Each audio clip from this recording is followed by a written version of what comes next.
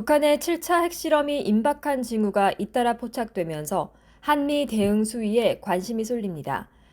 대통령실은 당정과 함께 국가안보점검에 나서 문재인 정부 때와는 다른 행동으로서 도발에 응징할 것이라고 북한에 엄중 경고했습니다.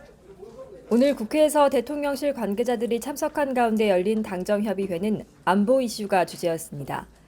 북한이 올해 들어서만 18차례나 미사일을 발사했고 가까운 시일 내 제7차 핵실험 단행 가능성도 포착되면서 한반도 안보 위기가 커진 상황을 고려한 것입니다. 윤 대통령은 오늘 응우엔 푸종 베트남 공산당 서기장과 화상통화에서 북한의 연이은 도발에 대해 심각한 우려를 표명하고 북한과의 대화의 문은 열어두되 도발과 같은 불법 행위에 대해서는 원칙에 따라 단호하게 대응할 것이라고 강조했습니다. 대통령실은 다만 구체적 대응 시기나 방식에 대해선 말을 아끼고 있습니다. 윤 대통령은 오늘 출근길 기자들과 만나 북한의 7차 핵실험 가능성에 어떻게 대응할 것이냐는 질문에는 사전에 제가 말씀드릴 수는 없는 사안이라고 답했습니다.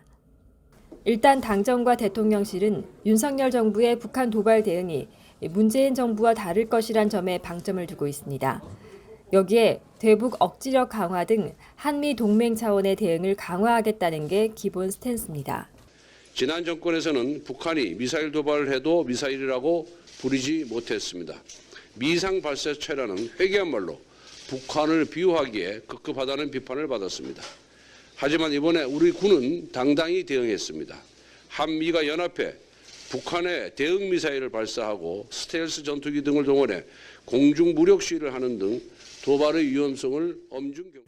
윤석열 정부가 대선부터 공약했던 삼축 체계 강화도 현실화할 전망입니다. 북한의 핵을 우리가 머리에 이고 살아갈 수는 없습니다.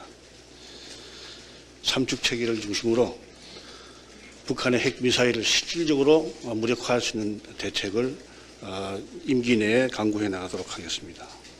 삼축 체계는 유사시 북한 핵 미사일을 선제 타격하는 한국형 킬체인, 북한이 쏜 미사일을 요격하는 한국형 미사일 방어 체계, 탄도미사일 등을 대량으로 발사해 북한을 응징하는 한국형 대량 응징 보복으로 구성됩니다.